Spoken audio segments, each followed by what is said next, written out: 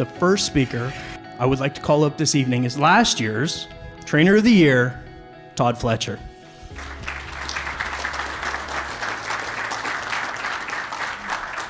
Thank you. You know, God, I am so excited about this week. I think this is going to be one of the best ILEETA conferences we've had since being here in St. Louis. I look out here and I see some faces that I recognize. I see some new faces of people I've never met, and it makes me real excited for what's going to happen for the rest of the week.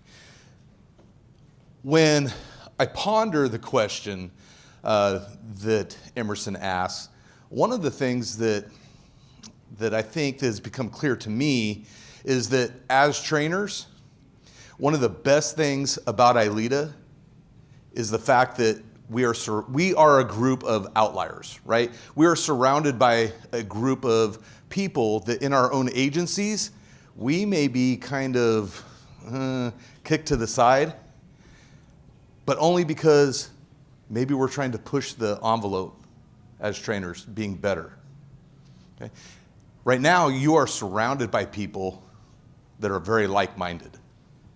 And that's one of the things that makes ILEETA great. But when I look at this question, I think, man, we've got some challenges ahead of us. And I want to talk about two of those challenges as trainers that we've got that we're going to be facing over the next couple of years. One of those challenges is we've got a large number of people that come into this profession in 2018, 2019, pre-pandemic, where we got them trained and up to speed. We send them out on the road and on patrol to go hunt bad guys. We get our parole and probation folks trained up. They get active and going out and doing house visits. And all of a sudden, the pandemic hits, and what do? We kind of shut them down. We said, hey, instead of going out there and finding bad guys, we want you to make phone contacts. Turn everything into a phone contact. Limit your community contacts. Limit the amount of time that you spend in the schools. Limit the amount of time that you're spending in the retirement centers. And stay in your car, stay in the office, limit your contacts. Right when they should have been polishing their skills. So we actually asked them to stop doing police work. That's going to be a challenge because now we got to get them back into going out and finding bad guys. That's going to be a big challenge. On top of that challenge, we have states, we have departments, we have whole groups of administrators that are changing hiring standards. I heard that the state of Ohio is eliminating a physical fitness standard, and that's concerning. It's concerning because what's going to happen at the end of their career when they're no longer, 200 pounds of svelte muscle and they're more like 220, right? What is that generation of officers going to look like at the end of their career? The Memphis incident. 2 of the 5 officers involved in that incident had criminal histories. We have states that are no longer automatically disqualifying police officer candidates with a criminal history. God, think about that.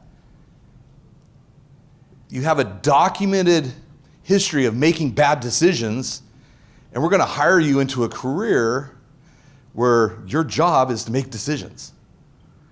That's going to be a challenge. We have chiefs and sheriffs and directors that are saying, we are not going to lower standards. We refuse to lower hiring standards. We're not going to hire criminals. We're not going to lower the academic standard or the work history standard. We're not going to do those kinds of things because we're better than that. And then what do? They'll hand you a background investigation packet and say, hey, can you get this back to me in 3 days? Ugh. Seriously? 3 days to do a good background investigation? Not going to happen. That's going to be a challenge. They may not be lowering the standards, but they're putting a rush on things to get butts and seats, because every one of our agencies that I've visited around the country and into Canada are working short-shifted. Can't even staff patrol. We got dispatch centers that aren't staffing the call centers like they need to. We've got jails, prisons that are running at bare minimum and sacrificing safety.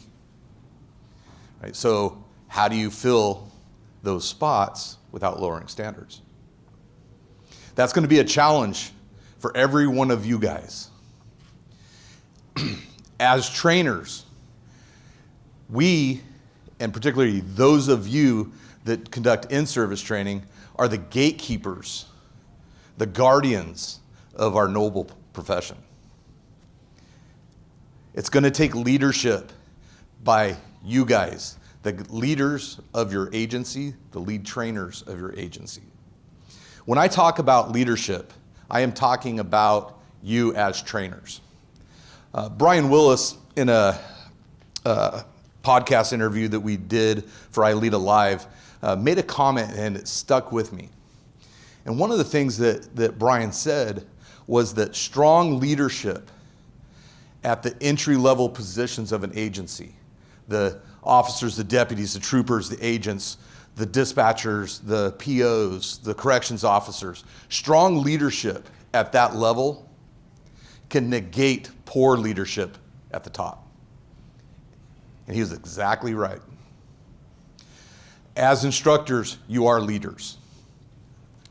And as leaders, it's going to be incumbent upon you to continue to be the gatekeepers of our profession.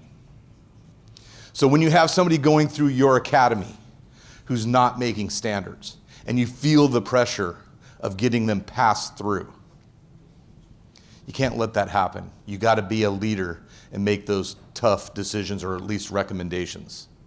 If you're a field training officer and you have a trainee who isn't making the standards, you got to be willing to make those tough recommendations. Think about it this way. Nobody likes to recommend somebody else for termination. Nobody does. But you are in the business of saving lives. It's what we do. That tough decision, that tough recommendation may be saving that trainee's life. It may be saving the life of somebody that you work with. Think of who they would be leaving at home. The husbands, the wives, the sons, the daughters, the moms, the dads. That tough recommendation might be saving somebody's life.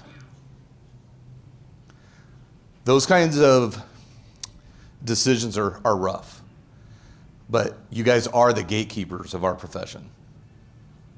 Okay? Believe that what you do saves lives, because it does every single day. Believe that what you do is important. And thank you for letting me come up here and talk. Appreciate it. Don't go too far. If you've got a notepad with you or your cell phone, I'd like for you to just take a quick note of your biggest takeaway from Todd's presentation. For mine, it was obviously the stewardship of the profession lies with us as trainers. A lot of that stewardship and the ownership of it is driven by how we feed ourselves, where we're getting our knowledge from. And what I'd like to ask as a follow-up question to you is, where do you get your knowledge from? What are you consuming right now? What are you reading? What drives you in that way? So the thing that drives me is to be a lifelong student. So 1 week ago, I was in Z's PowerPoint with Cinematics class. I am nothing but a knuckle-dragging firearms instructor, right? That's really my sweet spot, right? Doing the tech thing, way outside my comfort zone. And I think that challenging ourselves and being a lifelong learner is really what it's all about.